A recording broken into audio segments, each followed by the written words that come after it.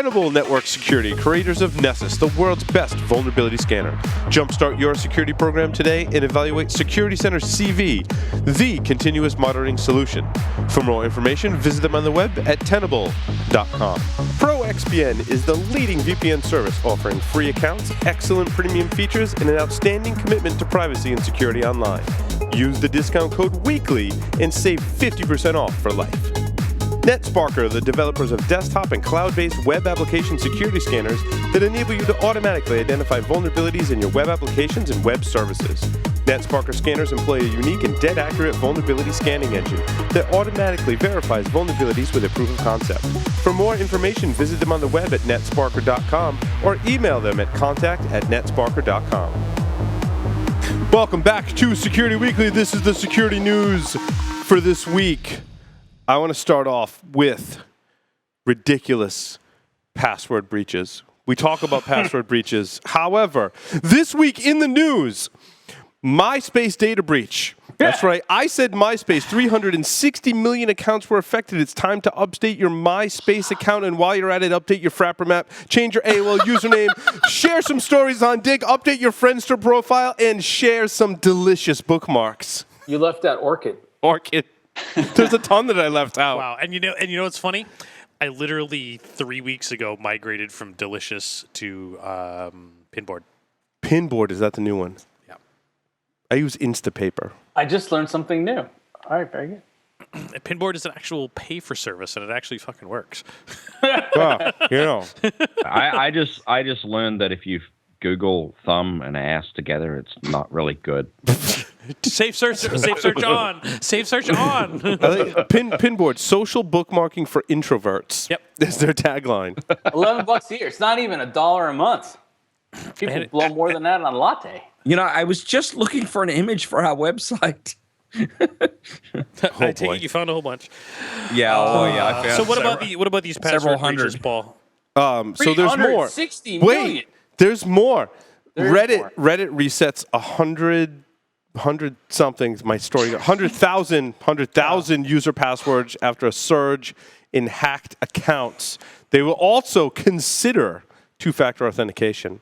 And you know what's crazy? Like, for not all that Tumblr? long... You want to talk about Tumblr? No. Tumblr lost some passwords, too. Oh, God. I think Tumblr was in there. I don't know if I had the story. I saw that headline today. Yeah, You know what's Tumblr. happening? What I'm did Tumblr getting lose? Tumblr. desensitized to it now, 65 though. million Tumblr passwords are Yeah, but stolen what was and it- up for what was sale. it last week, right? LinkedIn. From 4 years ago. Yeah, last week was LinkedIn, but that was from 4 years ago. They're releasing the dump now. Okay. All right, Tumblr. I mean, God, okay, so everybody's breached. Everybody's dumping passwords. So all I got to say is, if you have access to these dumps, LinkedIn, Tumblr, MySpace, any of those, I'm very interested in where I can get a copy, not because I want to abuse the accounts, because I want to help build password dictionaries. Oh, well, now you're going to see in like a couple of months, you're going to see people writing blog posts about, oh, well, I correlated all the passwords, and the most popular passwords are blah, blah, blah. Like, we know this is broken. It's always going to be broken. Users are always going to choose stupid Listen passwords. to your scarcity mindset. God. We need two-factor authentication, and more importantly, we need chip and pin. That's hallelujah, the chip and pin and two-factor authentication. Don't make me smack You have you. to do it with Jack here. Great, thanks. Leave it all in meeting. And you shaved off your beard. You're not growing it long like Jack. Come on. Come on now. I'm fired up this week. This is only the beginning. You know, It's too bad you didn't have another show to do after this. Is the Feed you dark more side alcohol. to it is that out of that 360 million, there are some number of people that's still the password they use today. Yeah. And I know we like to point that as a failure of people. You know what that really signifies? People are not, this is not going to be popular. It means we have yet to explain to people the value of passwords. We just got done explaining how you have to protect your keys, right? What's a password in crypto? It's your key. Okay. So we kind of get, no, wait, actually, we still struggle with that in the industry, and yet magically we think everybody else should have figured it out by now because we keep telling them the same obtuse bullshit for the last 2 decades. A lot of people say it's because I have too many accounts and I have to have a different password for each of them. I can't figure it out. Yeah, So look, maybe the solution is single sign-on. But then Fuck no, you I only have compromise one password and I compromise them all. Picking a unique I password per service is not difficult. I had that conversation the other day with the security professional. We were talking about attack space. He does not like. He very anti password managers for that very same reason. And my argument was the exact opposite. I said, look, if I can teach people to choose a good 32-character password, which we can do, this is not. We can do it 20 minutes. Then you can just remember 3 or 4 of them, right? I like it for your password manager, maybe for your bank account if you don't trust your password manager. Yes, maybe that's for what your I do. Computer, That's your what I do. Computer login. Those are the 3 I separate out. And 32 characters. Look, if someone can get to that and you've built it strong, you got then you can do all sorts of neat stuff with different sites. And I don't know what you guys use. I use 1Password. It now will tell you if it thinks the site's compromised or not. It'll tell you how long it's been since you rotated it. It'll tell you how many you have that are weak. I have some work to do, but hey, I'm happy with that as a solution. I like 2-factor. Google's made it easy. How many of you have a Google Authenticator on your phone? I do. I can't be the only one. And I do. Most of the sites that offer that's a no-brainer. And it's a no-brainer for a site to offer that these days. I mean, we're past the stages of, well, what if you have the token on your phone and someone gets your phone? Yeah, I got it. Okay. Yeah, But good. They that's still have a better- damn password.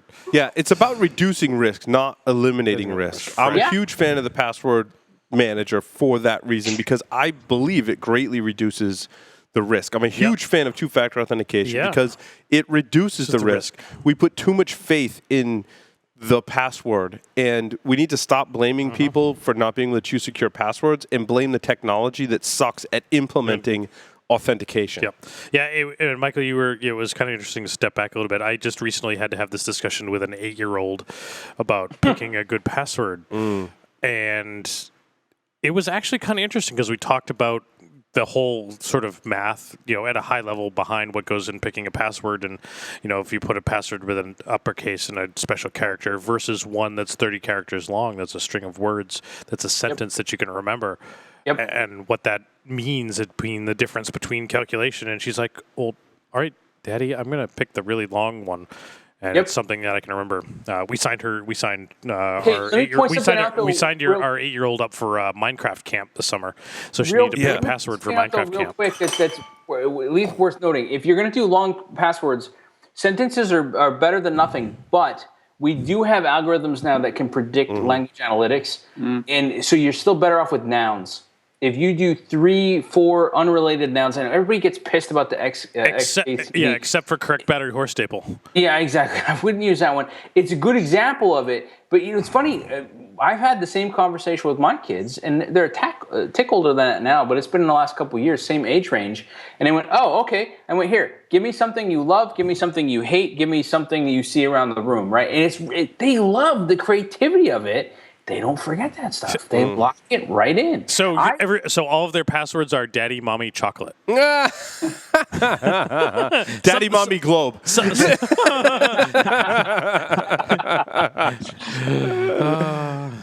Anyway. But I think what you're pointing out is that when we take the time to break it down and explain it to our own kids and really work through that math with them, they go, oh, well, I want this.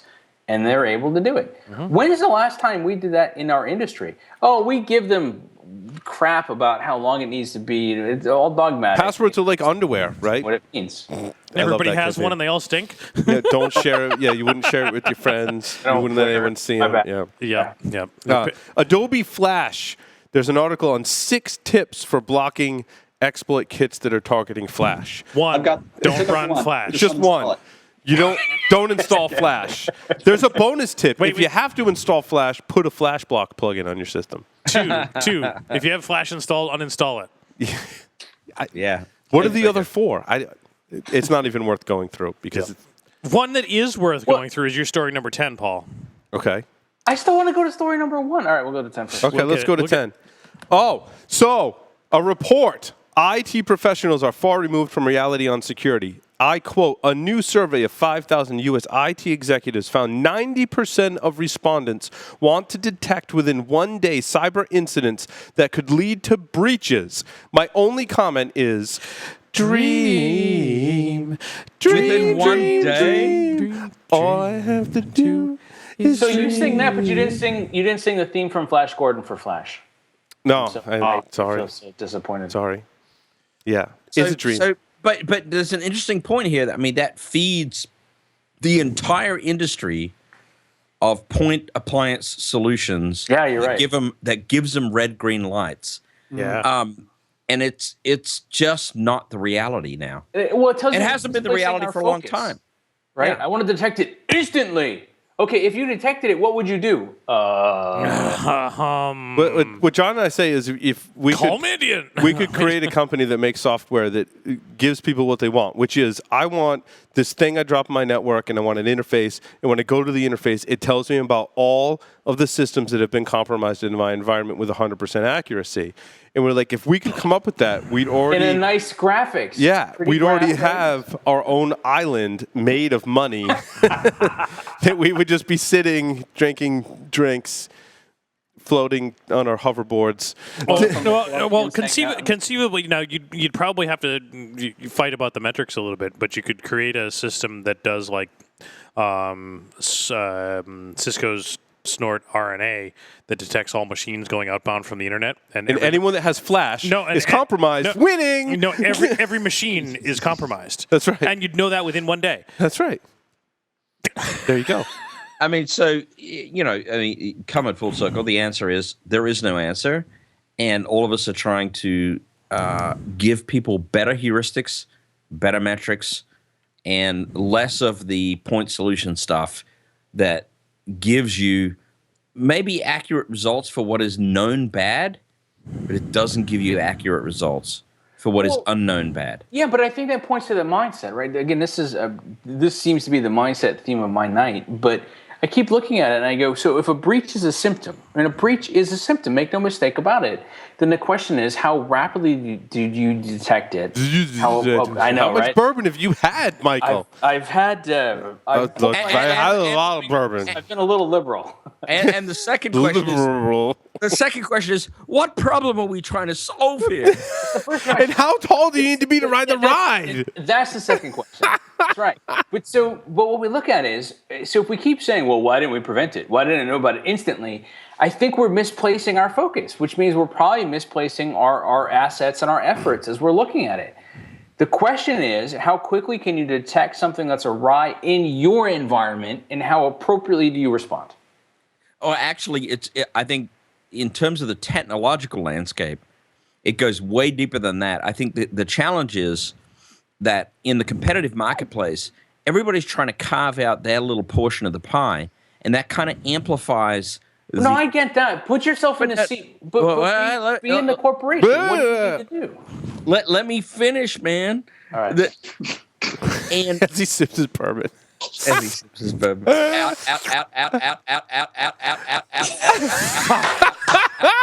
That was right on cue. Let me finish.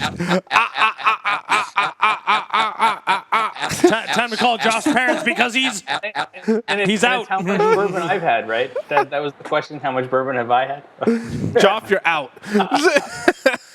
Damn it! My stupid audio card is likely excuse.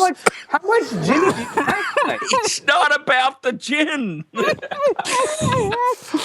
There is the title for the episode. It's not about the gin. Thank you very much, Joff. It's either that or out. That's way too long. It's not about the gin. Thank you very much, Joff. We're moving on to story number 1. Thank you. Google to shame partners that don't offer Android updates quickly. And I quote, Google apparently has a list that ranks manufacturers in order of how quickly they update devices to the latest version of Android, currently Marshmallow.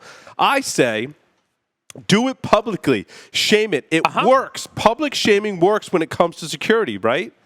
It does. I think so. Because you know what? I would agree, but it has to be equal opportunity. So equal opportunity public shaming. I agree. Absolutely. And I think that's what Google's doing. I mean, they're going, hey, everybody, fuck off. So to that, for all of my Android devices, I do not own a single Android device that is not from Google Direct. Why? Because I don't have to deal with any of the carrier bull crap about getting updates. There's an but update you're available. unusual that way, Larry. Let's face it. The average consumer. But The average Samsung consumer, it's not. my Samsung phone, AT&T sends me updates. Yeah, about 6 months after the fact. No, since I've had the phone, which is like this year, I've gotten 4 updates. But now the thing is, though, I'm only keeping this phone for a year. Then I'm getting a new one because I'm on the next plan. Like every year, I get a new phone. So I will, because I think they're pretty good. Not great, not as good as Google is, right? But they're pretty good for the first year, and then after that, they get the next phone, and they're like, "Well, we're going to focus on updates for this one." But again, Paul, you're not the average consumer. The average consumer is going to keep their phone for probably 2 years, 3 years. Yeah, 3. So sometimes longer, and they're going to expect their provider to appropriately give them the security updates, and that's what is not happening. Right. I don't even think they expect that, though. I mean, like, I think if we're talking about the typical person, they don't think about this, and I don't think that's a bad thing. Like, we always bitch about people not thinking about security. They shouldn't have to. And so what I think is interesting about this is let's go. Well, I want to go back because typically, if you talk about shaming people, you're going to get me squarely in the camp of just don't do it. I think it's a horrible idea. Does it work? Kind of, in certain circumstances. Oddly enough, this is the circumstance where I think it works. You're not shaming a person; you're shaming a company. Right. You're shaming them publicly in a way that galvanizes action toward or against them. You know, what's interesting about this is I keep looking at what Google's doing with Fascination. They deprecated SHA-1 ahead of schedule. Well, ahead of what everybody else agreed was the schedule. They said, screw that. We're going to do it now. They've pushed a lot of other things. They're the ones out there saying, you know what, we should do SSL for everybody. So we're going to give it higher search ranking. Oh, you know what, screw it. We'll just give it away for free. They were the ones that said, hey, look, we'll make everything SSL on our own sites, no extra cost. They've done a lot of stuff, and you look at it and you go, man, they're really forcing the hand of people. Is that good or bad? I got to tell you, so far, I don't really see where it's bad. Let me just hold up a second. Public shaming of a company, I'm less concerned with it. If it's public shaming of a person, we should probably still have a conversation. I don't want to trivialize the problem because let me relate something. I went completely non-provider centric, run my own, maintain my own Android device for a while, and it was non-trivial to keep up with. Okay, there are compatibility issues. They're serious. I was in the position of editing individual XML files to make sure that the mobile access point database was properly updated and doing things like this. So it is a job. I just want to recognize it is a job for the mobile providers to do that correctly. And I guess that is probably going to be their defense and their pushback. And I'm not necessarily condoning that they should be behind in OS releases, but the cellular networks are from what I could see with my couple of years of experience, are certainly non-trivial to deal with in terms of keeping up with all these different configurations. Yeah, now, Larry, what I wanted to do is bring in Larry at that point to talk about his Google device kind of non-provider centric experience. Which I don't update because this shit's rooted and I don't want to lose that. Which is completely contrary to the whole thing. But if I want the updates, it's there and it's available. And Joff, I want to spool back on your point is that you spent all this time doing this for your own device, where at your own expense, at considerable cost to your man hours, because man hours are expensive, where the providers could spend the same output, say $100, $120, $200,000, $300,000 a year to have one guy employed to do just that and affect millions of devices as opposed to just your one. Yeah, sure. And what's interesting is the economies of scale don't work for that. Well, yeah, and here's where they also don't work. I mean, I'm good if somebody says to me, Michael, look, we're worried about user experience. We want stuff to work. We can't break it. Security historically breaks it. I don't agree with those arguments in general, but they might have credence. Except for here, they don't. I mean, it's always baffled me how people can be that far behind in this particular space. And by the way, what did we ask our guests earlier today? What are the things that concern you? They said mobile. Right, it's mobile. And what's the thing that we find lagging behind almost across the board? Mobile. So I think it's interesting. So here's the oddity for me. I don't typically like shaming people. In this case, I think it's good that Google's starting to do that.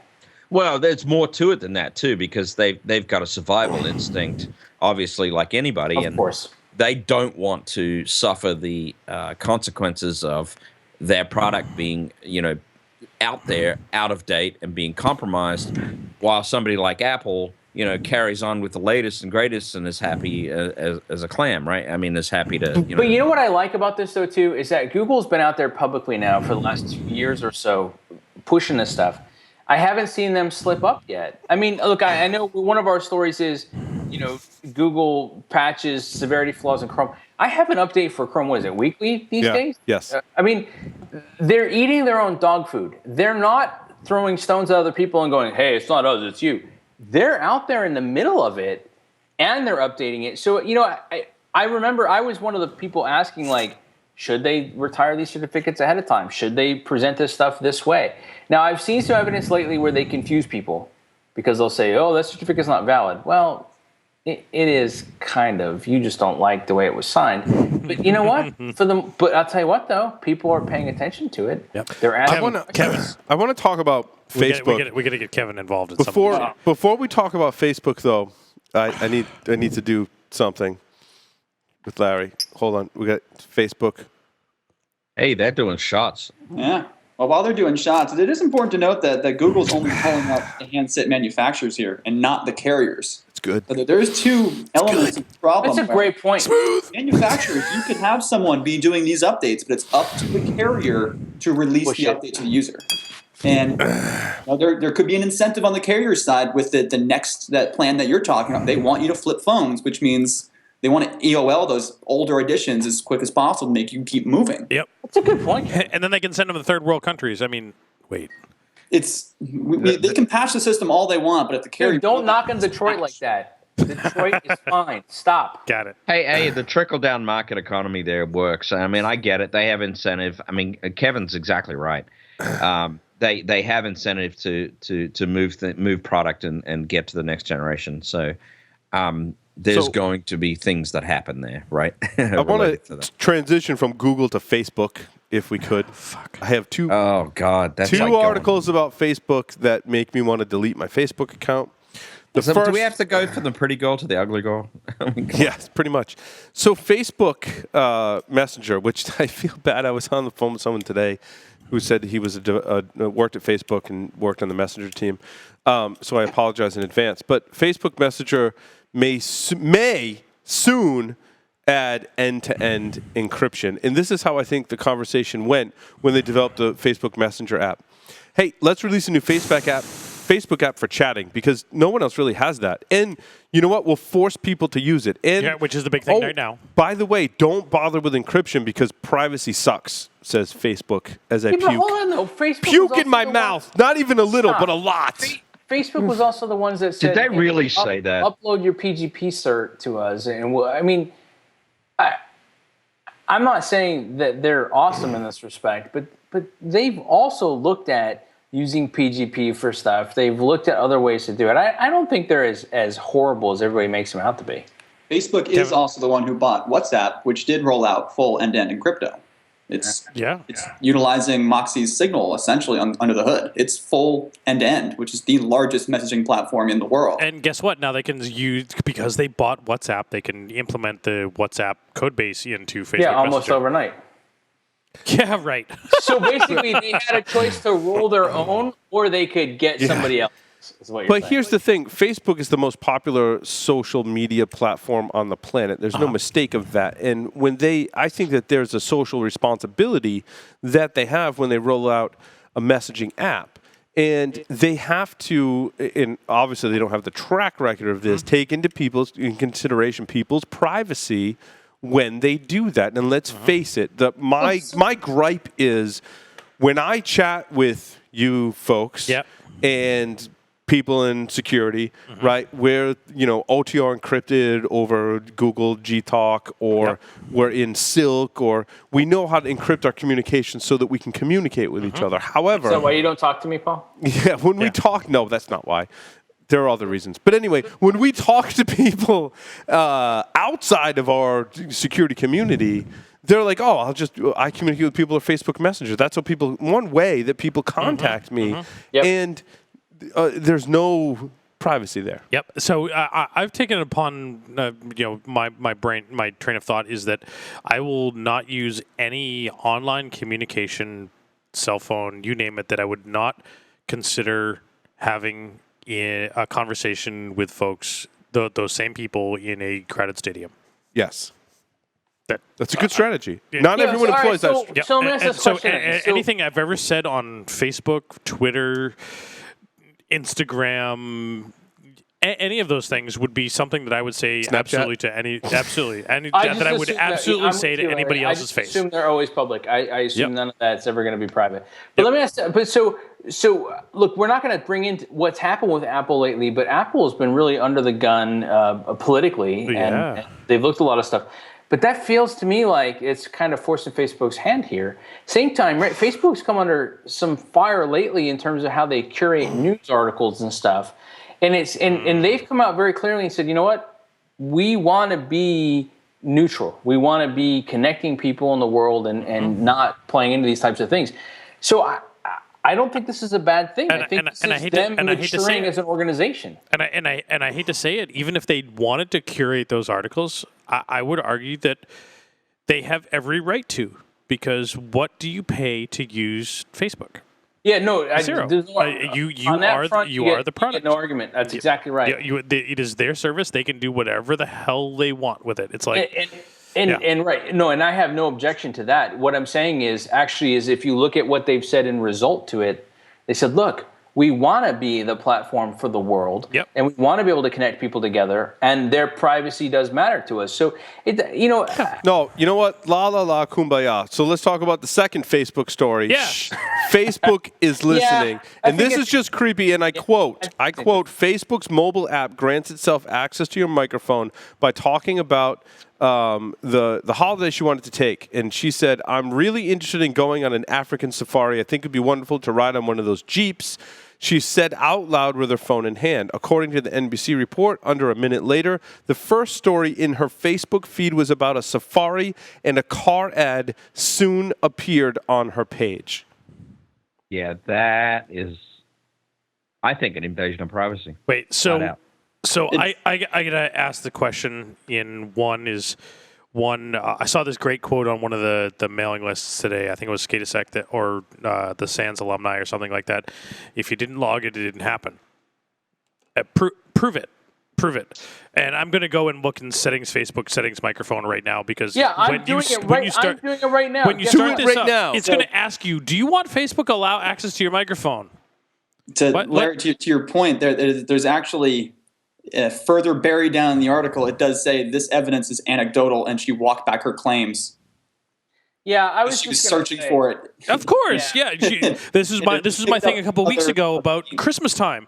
I'm going to go to Amazon. I'm going to search a whole bunch of crap on Amazon to buy my wife for Christmas, and I'm sitting there on the sofa next to her, and I go to Facebook, and there's got ads for all these things that I just searched for. I'm like, no, I just bought that for Christmas. Don't show me ads for that. Amazon and Facebook are and even if they're not, still, it's like I get it. It's content marketing. This is the kind of the same kind of stuff we've been talking about for a long time. If you use the internet, you're a product of things, and they're going to correlate you in many, many different ways. Now, it is not surprising that Facebook could potentially have access to your microphone. Android is awesome for this. Applications have access to lots of things, and we're talking about user education. Click yes, install, never look at what it's asking. I'm not surprised people are starting to thinking about what the actual permissions of these applications have access to. All right, so how to turn it off. It says in iOS, go to Settings, Facebook, Settings, Microphone. Good, because I'm in iOS Settings, and down at the bottom, I don't even see Facebook. Nope.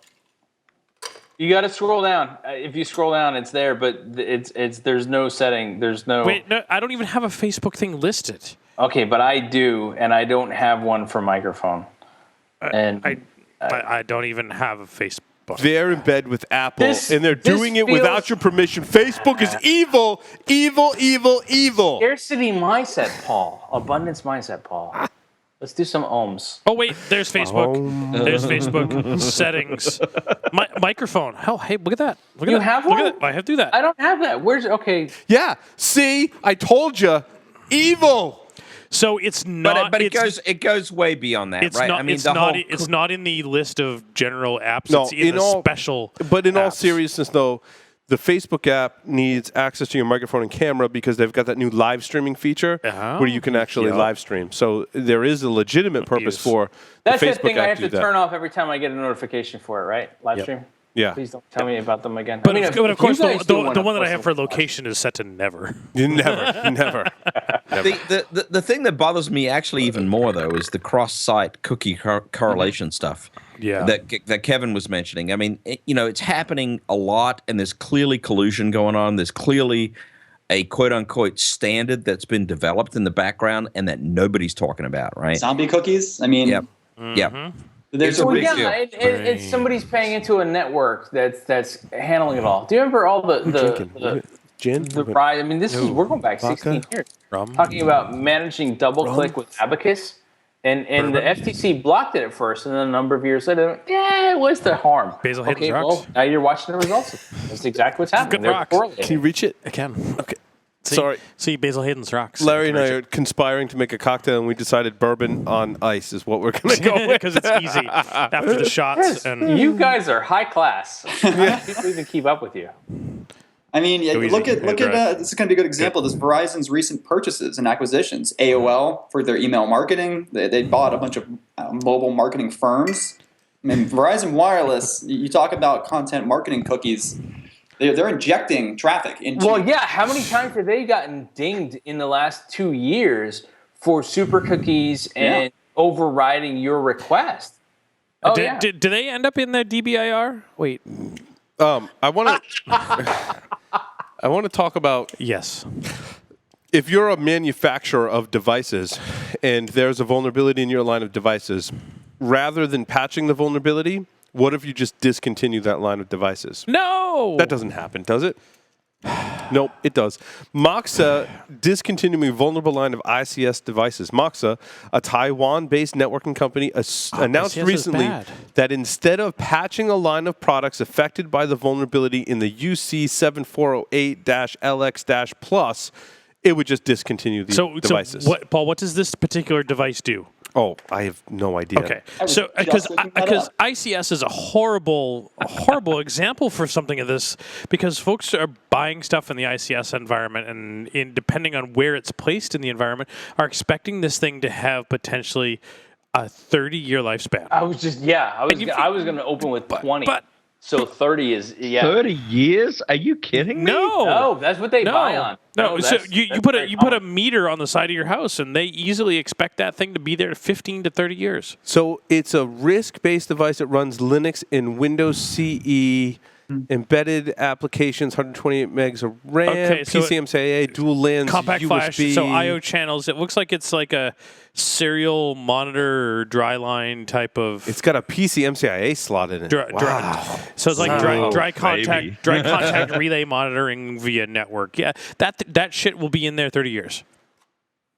Interesting. That shit will be in there 30 years. But what So happens? But what something- happens when they say they don't support it? Do people don't go? That shit will be in there 30 years. Yeah, It'll they be- don't it'll like be- go rip it out. They don't go. no, but hold on. We So- bought 100 of so- these devices. We're just going to go rip it out and buy and put new. It's likely not 100. It's depending on the size of the, think it's the a lot ICS more? environment. It's somewhere between 100 and 100,000. Okay.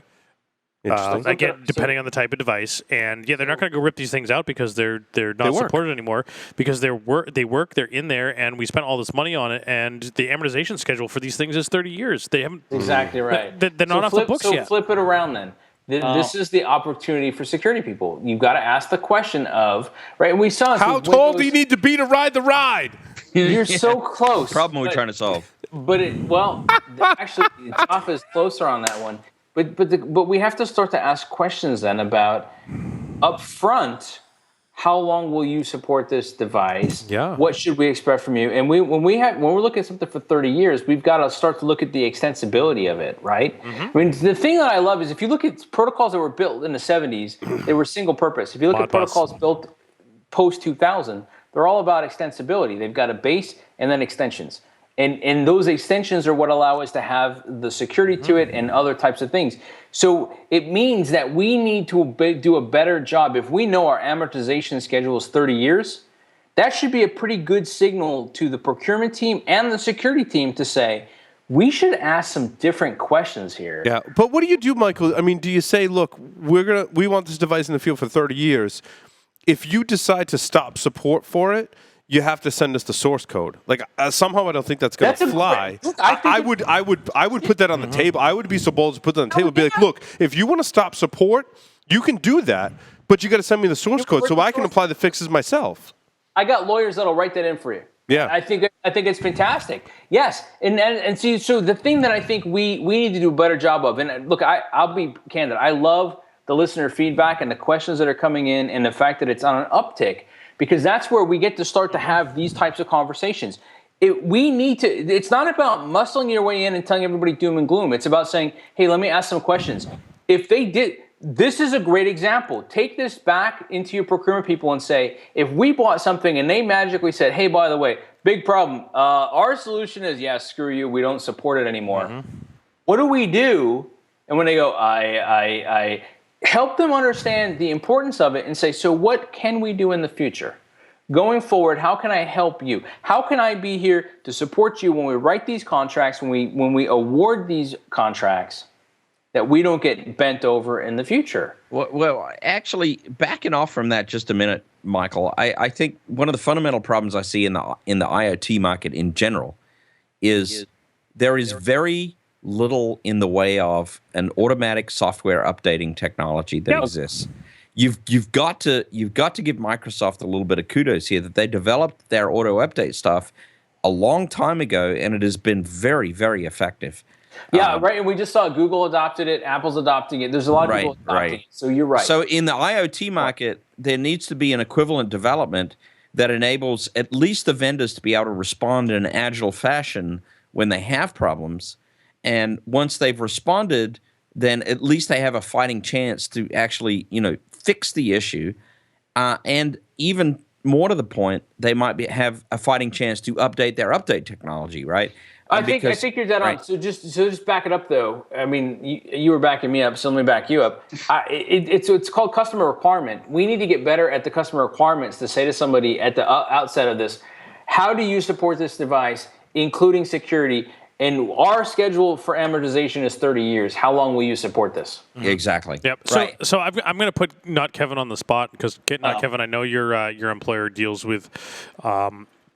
And I'm going to use the old school term, embedded devices that you're shipping to customers for purpose. Get off my lawn! How do you guys deal with the whole end of life update schedule? Because I know from my experience, it's been very generous, and wanted to see sort of what some of your thoughts on that were. Open and honesty are by far the best way to go. And you have to be very forthcoming when you're talking about end of life and gear, especially if it's deployed. I mean, if we're just, and I'm not talking from my company's perspective, this is general best practices. If you have something that's forward deployed in a customer environment and then you tell them when you walk away, hey, good luck, buy another one, that...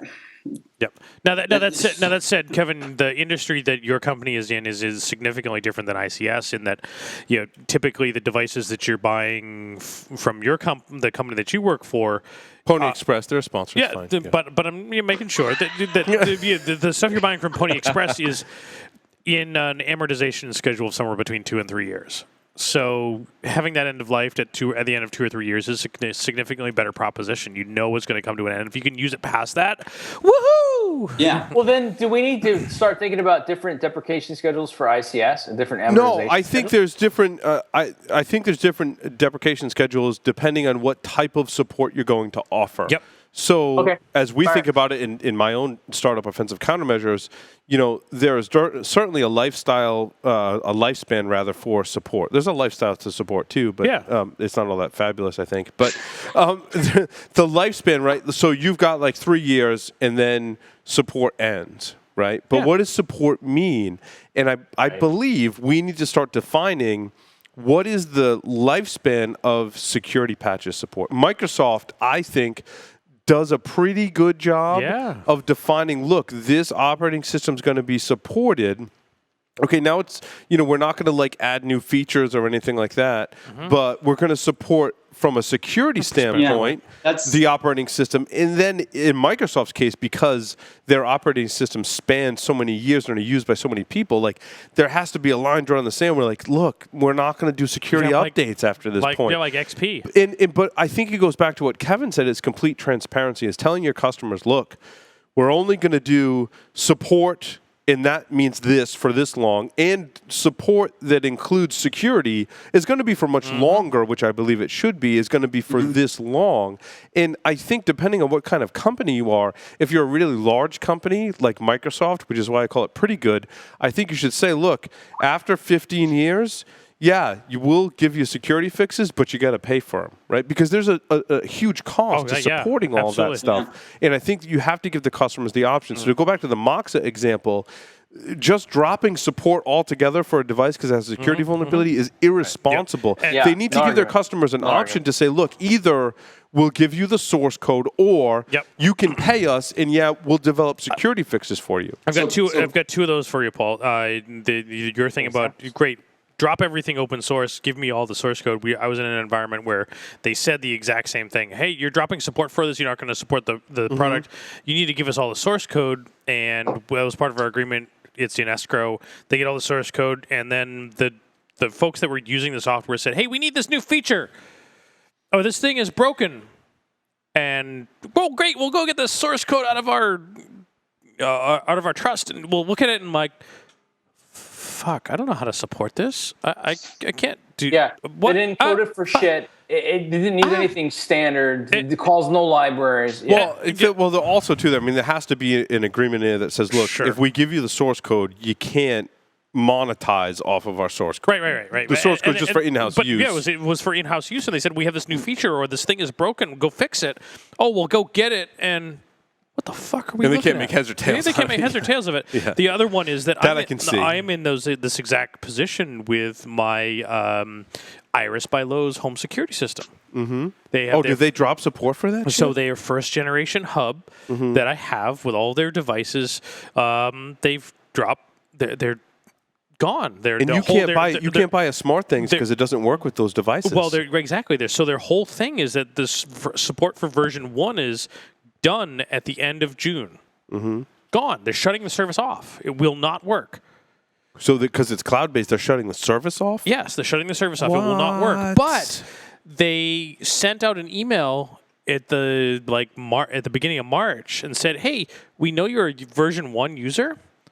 We have the version 2 available. We'll send you a free version 2 hub because we really value you as a customer. Here's your new version 2. A free one. And the day I got the email, I sent the request to saying, I want my free one. I haven't gotten it yet. And they're shutting the service down in 30 days. Oh. And I just got an email. I just got an email yesterday saying, hey, you got to move all your stuff over. We're shutting it down. I'm like, yeah, where's my hub? Where's my shit? Send it. So you got 30 days. I would guess in that scenario, Larry, they didn't appreciate or fully measure the demand that they would. Yeah, exactly. And to the point that I'm actually considering, because I don't have a ton of investment in the stuff. Go Smart Things. I'm seriously considering going Smart Things with Alexa. Go Smart Things. Go Smart Things so we can collaborate together because I have Smart Things. But again, everybody on this show is an atypical consumer, I would say. No, it's true. Right. And I mean, to speak to Smart Things, I mean, there's really like a level of nerdiness and tinkering you have to have with Smart Things, which I like because I like to tinker and I like to mess around. Right. Most of the time. But support your local makerspaces and learn something. But sometimes though, like you got Smart Things and you're like, wow, like that doesn't work quite right. And like, I got to put a real time investment in it and it's the weekend and you're like, crap, I got to go take the kids to baseball or whatever, you know what I mean? So there is that. But there are devices, and I'm not ready to say which device this is because I'm still testing it. However, usability-wise, it's fantastic. Michael, the things that you and I have talked about, this particular manufacturer, automatic firmware updates are built in. They had a security vulnerability 24 hours. All their customers were updated. Usability, it's awesome. The amount of like technology geekiness investment is really low. The like I said, the usability of the product is awesome. It does exactly what it says, and it does it fantastic, and that's great. we'll see how long they support. This is one an actual device I was considering buying this Christmas. But it's interesting how it can integrate with SmartThings, and then the kind of time and nerd factor you need to properly maintain the different devices on SmartThings has taken a different approach, right? Well, here's what's interesting about it, right? It's Samsung, which is one of the largest handheld device manufacturers in the world. And so we were just railing against them. But I think, as Kevin pointed out, don't let the carriers off the hook on this. I mean, there's what the device manufacturer can do, what the carrier can do.